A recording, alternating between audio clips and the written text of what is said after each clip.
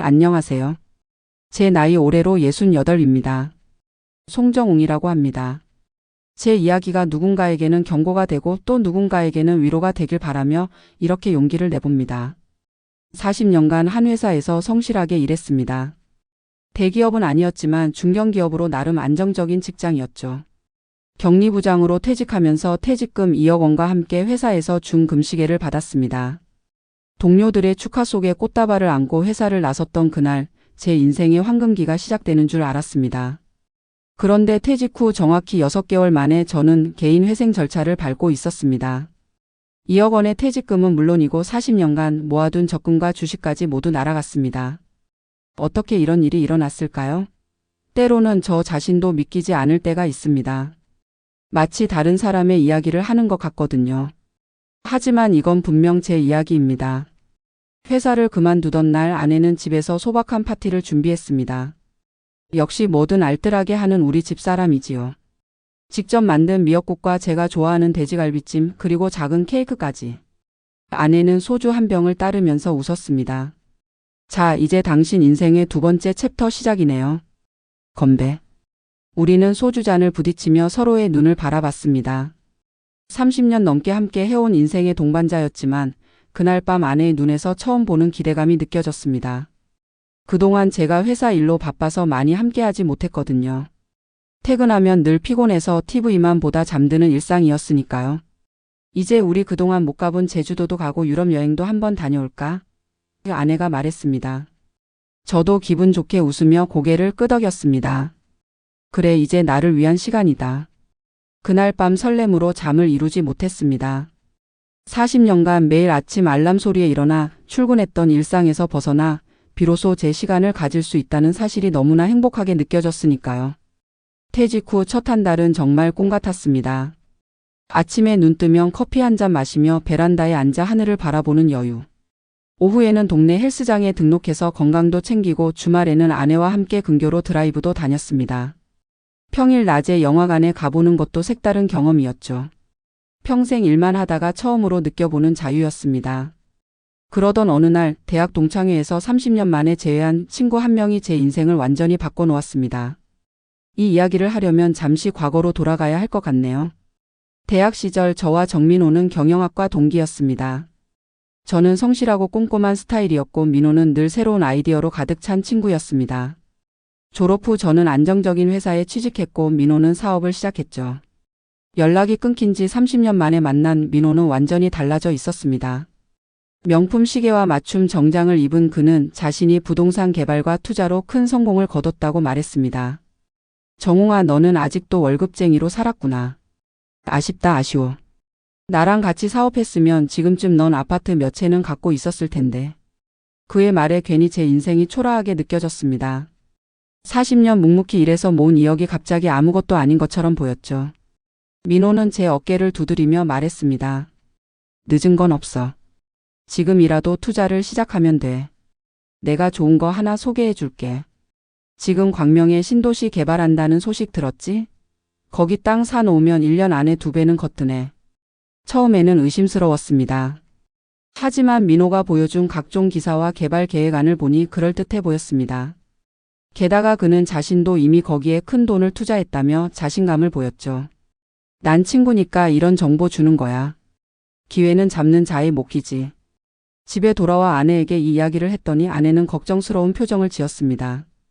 여보, 우리 그동안 주식이나 부동산 투자 한 번도 안 해봤잖아요. 갑자기 퇴직금을 그런 데 쓰는 건 위험하지 않을까요? 하지만 저는 이미 마음이 기울어져 있었습니다. 민호의 성공한 모습과 그가 보여준 호화로운 생활이 자꾸 눈앞에 아른거렸습니다. 나도 할 수 있을 거야. 이제라도 늦지 않았어. 결국 퇴직금 중 1억 원을 광명의 땅에 투자했습니다. 계약서를 쓰고 돈을 송금하는 순간 가슴이 두근거렸습니다. 이것이 제 인생을 바꿀 터닝포인트가 될 거라고 확신했으니까요. 투자 후 한 달쯤 지났을 때 민호에게서 또 연락이 왔습니다. 정홍아, 지금 진행 중인 강남 오피스텔 프로젝트 있는데 여기도 참여해볼래? 선착순이라 빨리 결정해야 해. 이번에는 5천만 원을 더 투자했습니다. 그리고 2주 후 제주도의 리조트 개발 프로젝트에 3천만 원을 추가로 투자했습니다. 이쯤 되자 아내는 심각하게 걱정하기 시작했습니다. 여보, 이제 그만해요. 남은 돈으로는 우리가 앞으로 생활해야 하잖아요. 하지만 저는 아내의 말을 귓등으로 흘려들었습니다. 오히려 당신은 나를 믿지 않는군요라며 서운함을 표현했죠. 지금 생각하면 정말 바보 같은 행동이었습니다. 그렇게 퇴직 후 넉 달쯤 지났을 때 첫 번째 투자한 광명 땅에 문제가 생겼다는 소식을 들었습니다.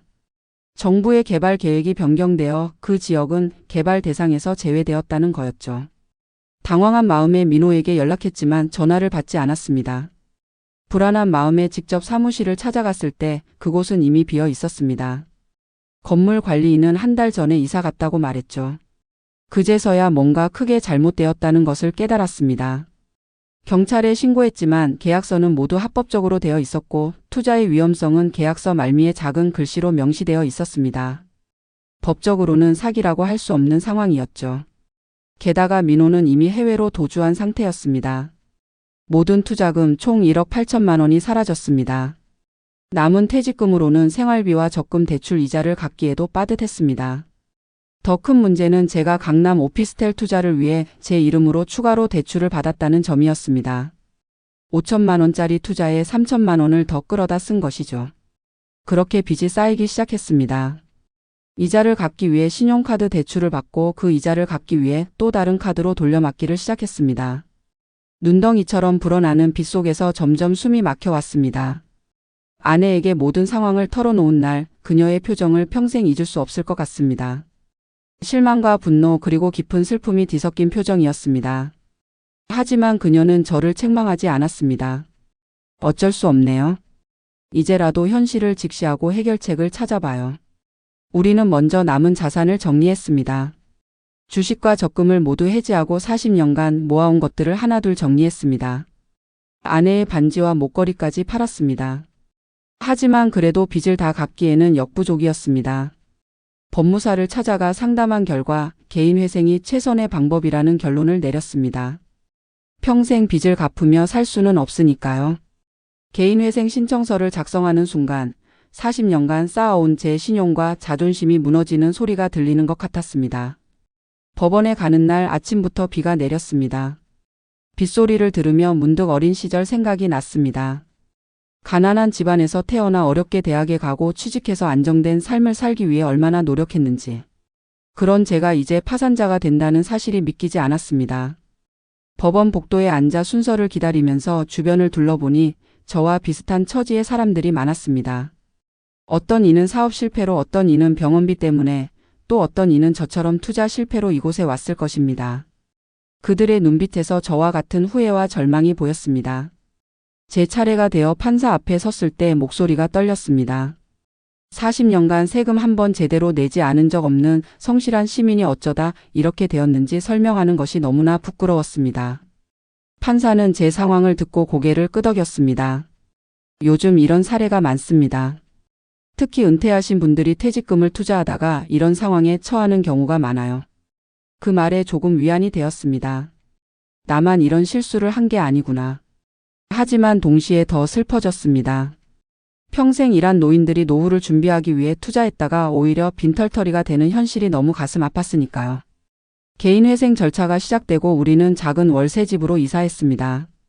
40년간 살았던 아파트를 떠나는 날 아내는 현관문을 돌아보며 눈물을 훔쳤습니다. 아이들이 자라고 우리의 추억이 담긴 공간을 떠나는 것은 생각보다 훨씬 힘든 일이었습니다. 새로운 집은 예전 집의 절반도 안 되는 크기였습니다. 방 하나, 거실 겸 주방이 전부인 작은 공간이었지만 우리의 새로운 현실이었습니다. 짐을 정리하면서 저는 덜 중요한 물건들을 많이 버려야 했습니다. 40년간 모은 책들, 기념품들, 아이들 어릴 적 사진이 담긴 앨범들. 이제 그런 것들을 보관할 공간조차 없었으니까요. 처음 며칠은 적응하기 힘들었습니다. 좁은 공간에서 아내와 부딪히기 일쑤였고 밤에는 옆집의 소음이 너무 잘 들렸습니다. 하지만 점차 적응해갔고 오히려 작은 공간이 주는 안정감도 느끼게 되었습니다. 개인회생 이후의 생활은 많은 제약이 따랐습니다. 매달 일정 금액을 법원에 납부해야 했고 신용카드는 사용할 수 없었습니다. 최소한의 생활비만 허용되었죠. 하지만 오히려 그런 제약이 저에게 새로운 시각을 가져다 주었습니다. 돈이 없으니 자연스럽게 검소한 생활을 하게 되었고 소비보다는 사람과의 관계, 작은 행복을 찾게 되었습니다. 아내와 함께 동네 공원을 산책하는 시간, 작은 테이블에서 함께 먹는 저녁 식사, 창문으로 들어오는 햇빛을 바라보는 여유. 그런 소소한 일상이 얼마나 소중한지 깨닫게 되었습니다. 퇴직 후 1년이 지났을 무렵 저는 동네 슈퍼마켓에서 아르바이트를 시작했습니다. 40년간 격리 업무를 했던 제가 계산대에 앉아 바코드를 찍는 일을 하게 될 줄은 꿈에도 몰랐습니다. 처음에는 많이 부끄러웠습니다. 혹시 아는 사람을 만나면 어쩌나 하는 걱정도 했고요. 하지만 일을 시작하니 오히려 마음이 편안해졌습니다. 하루 종일 집에만 있으면 자꾸 과거의 실수와 후회가 떠올랐는데 일을 하니 그런 생각에서 벗어날 수 있었습니다. 게다가 작은 월급이지만 제가 직접 번 돈으로 아내에게 용돈을 줄 수 있다는 사실이 뿌듯했습니다. 슈퍼마켓에서 만난 동네 어르신들과도 친해졌습니다. 그분들 중 상당수는 저보다 더 어려운 환경에서 살고 계셨습니다. 기초생활수급자로 혼자 사시는 할머니, 몸이 불편한데도 매일 빈병을 모으러 다니시는 할아버지. 그분들을 보며 제 상황이 그래도 감사할 일이라는 것을 깨달았습니다. 특히 양미순 할머니와는 특별한 인연이 생겼습니다. 80대 중반의 이 할머니는 매일 아침 저희 슈퍼에 오셔서 두부 한 모를 사가셨습니다. 어느 날 할머니가 지갑을 놓고 오셔서 당황하시는 모습을 보고 제가 대신 계산해 드렸습니다. 그 후로 할머니는 저에게 가끔 손수 만드신 깍두기나 열무김치를 가져다 주셨습니다. 내가 젊었을 때는 식당을 했었어. 김치는 자신 있다고. 할머니의 김치는 정말 맛있었습니다. 매콤하면서도 감칠맛이 나는 깍두기는 제가 슈퍼에서 일하는 즐거움 중 하나가 되었습니다. 어느 날 할머니께 김치 담그는 비법을 여쭤봤더니 웃으시며 말씀하셨습니다. 비법이 뭐 있어? 정성이지, 정성. 내가 담그는 김치는 우리 아들, 며느리, 손주들 다 생각하면서 담그는 거야. 그 마음이 맛이 되는 거지. 그 말씀이 제 마음에 깊이 와닿았습니다. 돈이나 물질적인 성공보다 중요한 것은 결국 사람에 대한 마음, 정성이 아닐까 생각했습니다. 그렇게 개인회생을 신청한 지 2년이 지난 어느 날 놀라운 소식을 듣게 되었습니다. 민호가 국내로 강제 송환되어 사기 혐의로 재판을 받게 되었다는 것이었습니다. 알고 보니 그는 수백 명의 피해자로부터 총 300억 원가량을 가로챈 큰 사기꾼이었습니다. 법원에서 민호를 다시 만났을 때 그의 모습은 완전히 달라져 있었습니다. 명품 시계와 맞춤 정장은 온데간데없고 수갑을 찬 초라한 모습이었습니다. 그는 저를 보자 고개를 숙였습니다. 미안하다, 정웅아. 나도 처음엔 진짜 사업을 하려고 했는데 욕심이 커져서. 그의 사과가 제 돈을 돌려주진 않았지만 적어도 마음의 결착은 지를 수 있었습니다. 더 이상 분노와 원망에 사로잡혀 있을 필요가 없다고 느꼈습니다. 민호의 재판 결과 피해자들에게 일부 배상이 이루어졌고 저도 투자금의 약 30%를 돌려받을 수 있었습니다. 그 돈으로 우리는 조금 더 나은 환경의 집으로 이사할 수 있었습니다. 방 2개짜리 아파트였는데 이전의 집보다는 훨씬 넓고 쾌적했습니다. 새 집으로 이사하는 날 양미순 할머니께서 집들이 선물로 큰 항아리 김치를 가져오셨습니다. 그리고 제게 조용히 말씀하셨습니다. 송씨, 내가 살아보니까 말이야, 인생은 참 묘해. 한순간에 모든 게 무너질 수도 있고 또 한순간에 희망이 생길 수도 있어. 중요한 건 그 순간들을 어떻게 받아들이느냐 하는 거지. 할머니의 말씀이 저에게는 큰 위로가 되었습니다. 그리고 문득 깨달았습니다. 제가 경험한 이 모든 일들, 부와 명예를 잃고 파산하는 과정, 그리고 다시 일어서는 과정, 이 모든 것이 결국은 제 인생의 일부라는 것을.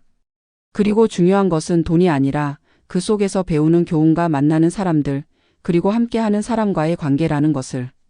이제 저는 슈퍼마켓 일을 그만두고 동네 복지관에서 격리 자원봉사를 하고 있습니다. 40년간의 경험을 살려 복지관의 회계를 돕는 일인데 오히려 회사에서 일할 때보다 더 보람을 느낍니다.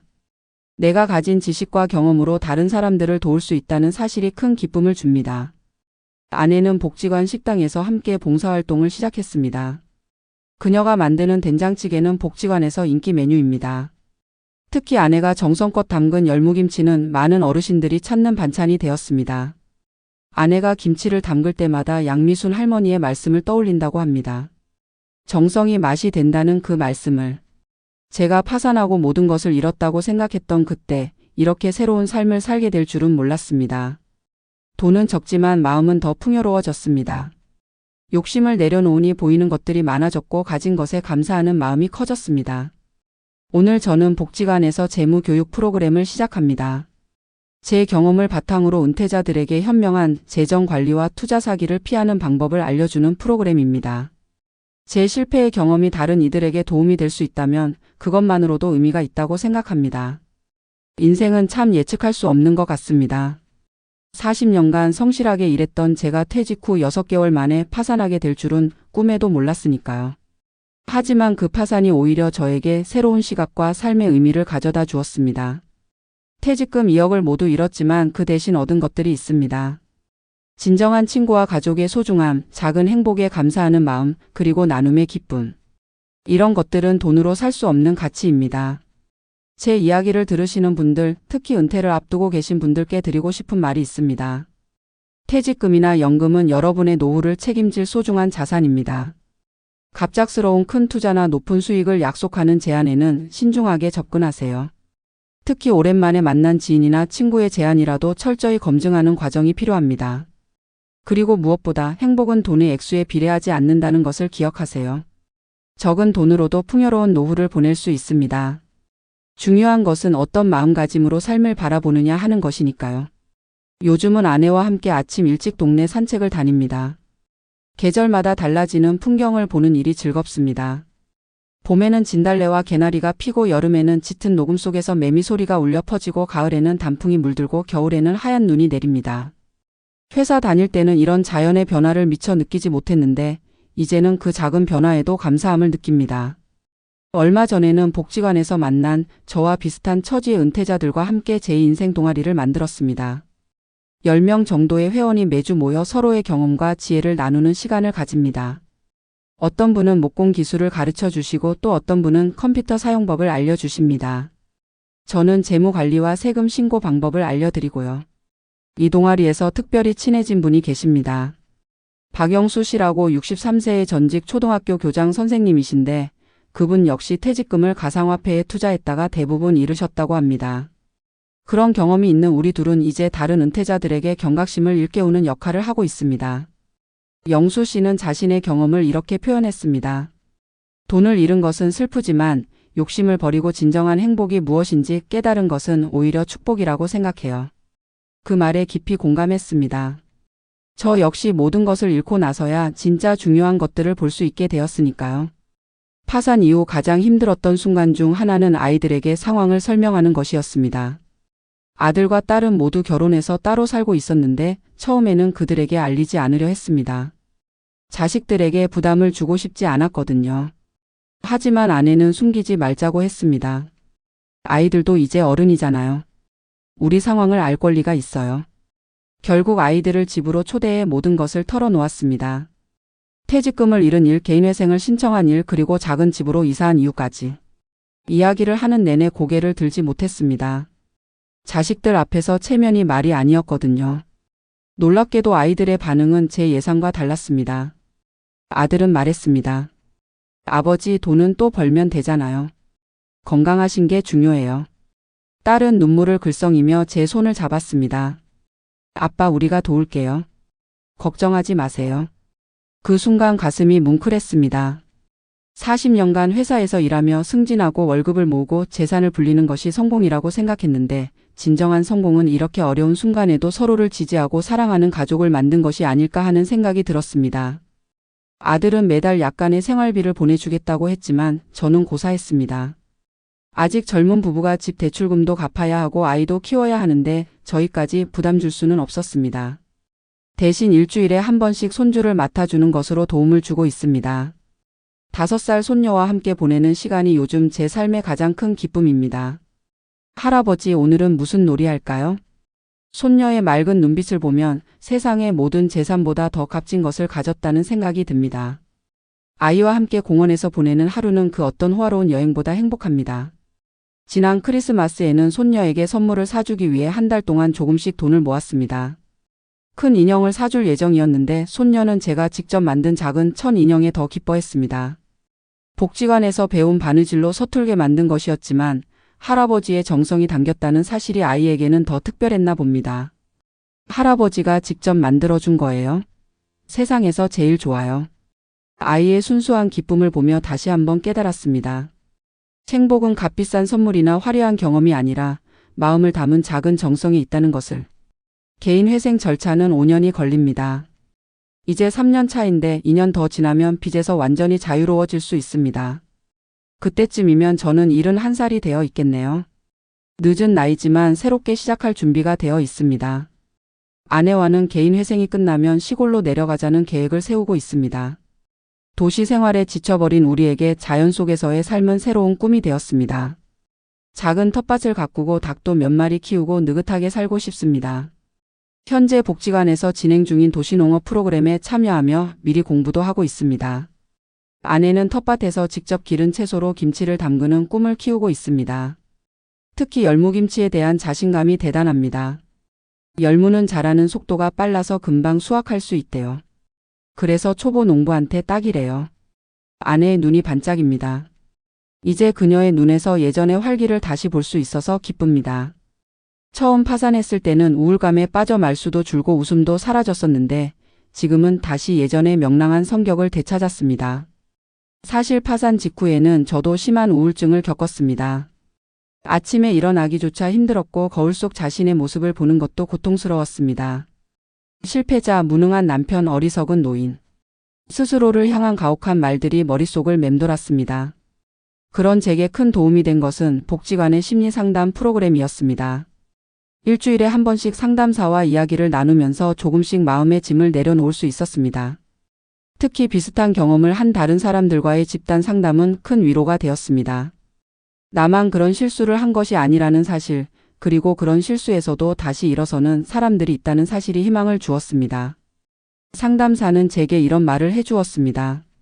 송 선생님, 실패는 끝이 아니라 새로운 시작점입니다. 중요한 것은 그 실패로부터 무엇을 배우느냐 하는 것이지요. 그 말이 제 인생의 모토가 되었습니다. 이제는 파산을 인생의 실패가 아니라 새로운 시작을 위한 전환점으로 바라보게 되었습니다. 놀랍게도 그런 경험을 통해 오히려 삶에 대한 두려움이 줄어들었습니다. 이미 최악의 상황을 경험했기 때문인지 이제는 작은 어려움에 쉽게 흔들리지 않게 되었습니다. 버스를 놓치거나 물건을 떨어뜨려 깨거나 비가 와서 산책을 못 가거나 하는 일상의 작은 난관들이 예전처럼 스트레스로 다가오지 않습니다. 별거 아니야. 이 정도는. 이런 마음의 여유가 생긴 것이 오히려 파산 이후 얻은 가장 큰 선물인지도 모르겠습니다. 복지관에서 진행하는 재무교육 프로그램을 통해 저는 많은 은퇴자들을 만납니다. 그들 중 상당수가 저와 비슷한 고민을 안고 있습니다. 퇴직금을 어떻게 굴려야 할까? 어디에 투자하면 안전할까? 노후에 돈이 부족하면 어떡하지? 등의 질문들이 많습니다. 제가 그분들에게 항상 강조하는 것은 세 가지입니다. 첫째, 투자는 반드시 자신이 이해할 수 있는 분야에만 하라는 것. 나에게 설명하는 사람이 무슨 말을 하는지 완전히 이해되지 않는다면 그것은 투자가 아니라 도박에 가깝습니다. 둘째, 한 곳에 모든 돈을 투자하지 말라는 것. 아무리 좋은 투자처라도 분산 투자가 중요합니다. 셋째, 가족과 함께 결정하라는 것. 배우자나 자녀와 상의 없이 큰 금액을 투자하는 것은 위험할 뿐 아니라 가족 관계에도 좋지 않습니다. 제 이야기를 들은 많은 분들이 투자 계획을 재고하게 되었다고 합니다. 특히 지인의 사업에 투자하려 했다거나 고수익을 약속하는 금융 상품에 가입하려 했다는 분들이 많았습니다. 한 할아버지는 저에게 이렇게 말씀하셨습니다. 송 선생님 덕분에 2억을 날릴 뻔했어요. 정말 감사합니다. 그 말을 들으니 제 실패가 누군가에게는 도움이 되었다는 생각에 위안이 되었습니다. 적어도 제 쓰라린 경험이 다른 이들에게 교훈이 된다면 그것만으로도 의미가 있다고 생각합니다. 얼마 전에는 국민연금공단에서 노인 금융 교육 강사로 활동해 달라는 제안을 받았습니다. 처음에는 자신이 없었지만 아내의 격려로 용기를 내어 지원했고 다행히 선발되었습니다. 이제 한 달에 2번 지역 노인복지관을 다니며 금융사기 예방과 안전한 노후 자금 관리에 대해 강의합니다. 첫 강의 날 떨리는 마음으로 강단에 섰습니다. 40년간 회사에서 일하면서도 이렇게 많은 사람들 앞에서 말한 적은 없었거든요. 하지만 제 실패 경험을 솔직하게 나누자 청중들은 진지하게 경청해 주었고 강의가 끝난 후에는 많은 분들이 다가와 감사하다는 말씀을 해주셨습니다. 특히 한 할머니는 제 손을 꼭 잡으시며 말씀하셨습니다. 저도 비슷한 경험이 있어요. 하지만 그런 이야기를 꺼내기가 너무 부끄러워서 항상 혼자 속앓이만 했는데 오늘 선생님 덕분에 용기를 얻었어요. 그 말을 듣고 가슴이 뭉클했습니다. 우리 모두 비슷한 아픔과 실수를 경험하면서 살아가는 것이구나. 그리고 그런 경험을 나누는 것이 서로에게 힘이 된다는 것을 다시 한번 깨달았습니다. 국민연금공단에서의 활동은 소정의 강사료도 받을 수 있어서 경제적으로도 도움이 됩니다. 비록 예전 월급의 10분의 1도 안 되는 금액이지만 스스로 번 돈이라는 자부심이 있습니다. 그리고 그 돈으로 아내에게 작은 선물을 사줄 수 있다는 것이 기쁩니다. 지난 주말에는 그 강사료로 아내를 근처 식당에 저녁 식사에 초대했습니다. 비싼 곳은 아니었지만 오랜만에 외식하는 것만으로도 특별한 시간이었습니다. 식사 후 우리는 한강공원을 산책했습니다. 밤바람이 선선했고 한강의 야경이 아름다웠습니다. 아내가 물었습니다. 여보, 우리 파산하기 전으로 돌아갈 수 있다면 돌아가고 싶어요? 잠시 생각한 후 저는 고개를 저었습니다. 아니요. 지금이 더 행복해요. 놀랍게도 그것은 진심이었습니다. 물론 경제적으로는 훨씬 어려워졌지만 마음은 오히려 더 풍요로워졌으니까요. 매일 아침 일어나면 감사할 것들을 세어봅니다. 건강한 몸, 곁에 있는 아내, 가끔 찾아오는 자녀들과 손주, 그리고 새롭게 만난 소중한 인연들. 파산이라는 쓰라린 경험이 오히려 저에게 더 충만한 삶을 살게 해주었다는 것이 아이러니합니다. 마치 어둠이 있어야 별빛이 빛나는 것처럼 인생의 어두운 골짜기를 지나면서 오히려 더 밝은 빛을 발견하게 된 것 같습니다. 요즘 복지관에서는 인생 이모작이라는 프로그램을 진행합니다. 은퇴 후 새로운 삶을 설계하는 프로그램인데 저도 참여하고 있습니다. 그곳에서 만난 한 강사님의 말씀이 기억에 남습니다. 인생은 마라톤과 같습니다. 중간에 넘어져도 다시 일어나 완주하는 것이 중요합니다. 그 말을 들으며 생각했습니다. 나는 넘어졌지만 다시 일어나 달리고 있다. 그리고 이제는 더 현명하게 더 감사하는 마음으로 달리고 있다. 이제 곧 봄이 옵니다. 아내와 함께 텃밭에 심을 씨앗을 고르고 있습니다. 상추, 쑥갓, 열무. 작은 씨앗에서 싹이 트고 자라 우리의 밥상에 오르게 될 것을 상상하면 설렙니다. 마치 제 인생의 새로운 씨앗을 심는 기분입니다. 파산이라는 겨울을 지나 이제 새로운 봄을 맞이하는 중입니다. 그리고 이 봄에는 예전과는 다른 꽃이 필 것입니다. 돈과 명예라는 화려한 꽃이 아니라 감사와 나눔, 그리고 소소한 행복이라는 아름다운 꽃이 말입니다. 만약 지금 이 이야기를 듣고 계신 분 중에 저와 비슷한 상황에 처한 분이 계시다면 절대 희망을 잃지 마시길 바랍니다. 인생은 생각보다 길고 또 생각보다 다양한 가능성으로 가득 차 있습니다. 비록 지금은 어둠 속에 있는 것 같더라도 그 어둠이 영원하지는 않을 것입니다. 그리고 아직 은퇴를 앞두고 계신 분들께는 부탁드립니다. 퇴직금이나 연금은 여러분의 소중한 노후 자산입니다. 욕심에 눈이 멀어 위험한 투자를 하기보다는 안전하고 확실한 방법으로 노후를 준비하세요. 그리고 무엇보다 돈보다 더 중요한 것들, 건강, 가족, 친구, 취미, 봉사와 같은 것들에 투자하세요. 그것들이 진정한 노후의 행복을 가져다 줄 것입니다. 제 이야기는 여기까지입니다. 송정웅 68살 한때는 파산자였지만 지금은 새로운 삶을 살고 있는 평범한 노인의 이야기였습니다. 이 이야기가 누군가에게 작은 위로와 희망이 되었기를 바랍니다. 감사합니다.